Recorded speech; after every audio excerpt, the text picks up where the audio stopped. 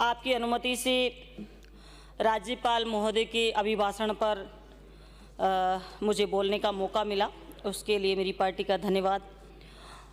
माननीय अध्यक्ष महोदय, जिस तरीके से राज्यपाल जी के अभिभाषण पर वाद विवाद चल रहा है, पक्ष और विपक्ष अपनी अपनी चर्चाएं कर रहा है, लेकिन मैंने देखा कि पक्ष के पास विशेष कोई मुद्दा नहीं है और राज्यपाल जी के इस अभिभाषण के अंदर कुछ भी ऐसा नहीं है जिसके लिए कि पक्ष के लोग इनका बखान कर सके।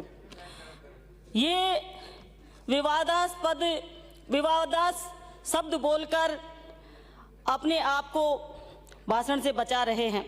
और सबसे बड़ा उदाहरण मैं देना चाहूँगी कि जिस तरीके से 2 साल के कार्यकाल का आप लोगों ने प्रचार प्रसार किया, गांव के अंदर रथ घुमाए, उन रथों की क्या हालत थी मैं आप सबको अवगत कराना चाहूँगी। मैंने गांव में देखा कि रथ में क्या है। हमने भी जानने की कोशिश की कि ऐसी कोई योजना हो जो कि गांव के लोगों को लाभ मिल सके। ऐसा प्रचार प्रसार हो रहा है तो हम भी गांव वालों को बोलते हैं। गांव के अंदर वो रथ जाते थे, सूने, सिर पे एक चलाने वाला, उस पे एलईडी लगी हुई थी, एलईडी में कुछ दिख नहीं रहा था। एक तरफ मोदी जी की फोटो, एक तरफ मुख्यमंत्री जी की फोटो, उसके अलावा उसमें कुछ नहीं दिखाई दे रहा था। गांव वालों से मैंने पूछा कि इसमें क्या बताते हैं तुमको, कि मैडम दिखता तो कुछ है नहीं एलईडी के अंदर, पर फोटो जरूर लगे हुए हैं, प्रचार फोटोओं का हो रहा है। वैसे इसमें कितना खर्चा कर दिया होगा सरकार ने? मैं कहा भाई खर्चे का तो हिसाब किताब देते ही नहीं है, क्योंकि मैंने क्वेश्चन लगाया कि मंत्रियों और सीएम साहब के दौरों का क्या हिसाब किताब है, तो मेरे क्वेश्चन को डिलीट कर दिया। अभी भी मुझे क्वेश्चन की उम्मीद नहीं है कि मैं अगर इनका सवाल लगाऊं तो मुझे कोई हिसाब किताब मिल सकता है। फिर मैंने पूछा और कौन आते हैं? 2 पुलिस वाले आते हैं कि साहब रथ की रखवाली करने के लिए कि कोई पत्थर नहीं फेंक दे, कोई विरोध नहीं करते। इतना डर था। फिर उसके बाद में शाम को उस रथ को थाने में खड़ा किया जाता है। ऐसी विडंबना मैंने पहली बार देखी कि सम्मान करना चाहिए, स्वागत करना चाहिए कि आपकी इतनी अच्छी योजनाएं चलाई है वो आपने, तो उसके लिए ग्रामीणों का सम्मान के बजाय उस रथ को छुपाए फिरना, ये बहुत ही बड़े शर्म की बात है। ये दर्शाता है कि आप लोगों ने 2 साल के अंदर क्या किया, और उसी का परिणाम है कि आप पंचायत राज चुनाव कराने से डर रहे हो और उसके बाद आप लगे हुए हो कि वोट कैसे काटे जाए, कैसे फर्जीवाड़ा किया जाए। आप सबने देखा कि किस तरीके से अभी क्षेत्र के दौरे किए, जगह जगह वृद्धाएं, विधवाएं, पालनहार वाले गिड़गिड़ा रहे हैं कि हमें 5-5, 6-6 महीने से मैं पेंशन का पैसा नहीं मिला। पेंशन उनके लिए इतना बड़ा इम्पोर्टेंट पैसा है जिससे कि वो अपना दैनिक जीवन का कार्य चलाते हैं, अपनी रोजी रोटी उससे ही चलती है। उस पैसे को भी आप लोग रोके हुए, बहुत ही बड़े शर्म की बात है। SC, ST और OBC जो आरक्षित वर्ग है, इसके पैसे को भी, छात्रवृत्तियों को भी आप लोग दे नहीं रहे हो, ये बहुत बड़ी बात है। पैरा नंबर 80 के अंदर आपने बताया नरेगा का जिक्र किया, उसके अंदर सबसे बड़ी बात माननीय अध्यक्ष महोदय मैं बताना चाहूँगी कि ये जो नाम बदला है ये तो केवल ध्यान भटकाने के लिए किया है।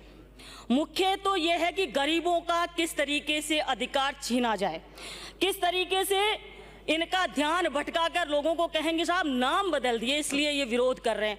बाकी नाम बदलना बड़ा इशू नहीं है। और आप सबको एक चीज़ और बताना चाहूँगी कि एक बार मैं रास्ते से जा रही थी और रास्ते में लिखा हुआ था श्री राम जानकी भोजनालय। हमने देखा कि बढ़िया होगा, देखते हैं, भगवान राम के नाम से भोजनालय खुला हुआ है। अंदर जाके देखा तो उसके अंदर मैंने कहा कि शाकाहारी तो मिलता ही नहीं है। तो इससे ये सब लोगों को ये जानकारी भी है कि राम जी का नाम लेकर आप कितना भी बड़ा गलत काम कर सकते हो और उससे आपको कोई टोकेगा नहीं। तो इसे अगर भगवान राम को आपको आगे लाना था तो आपको ये करना था कि जो नरेगा की मजदूरी है उसको 500 रुपये कर देना था। अब आपने 2 महीने घटाए, उससे बढ़िया था कि पूरे 12 महीने उनको मजदूरी मिल पाती।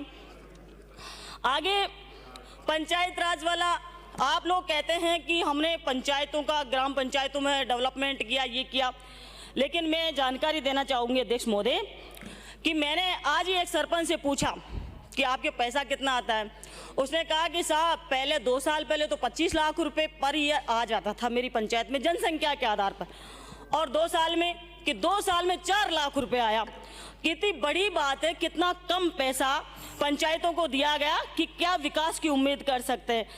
हमारे बीच में यूडीएच मंत्री जी बैठे हैं, वो कह रहे थे कि आप एक एप्लीकेशन दें और आप जवाब भी दे रहे थे। हमारे माननीय सदस्य बोल रहे थे उनको।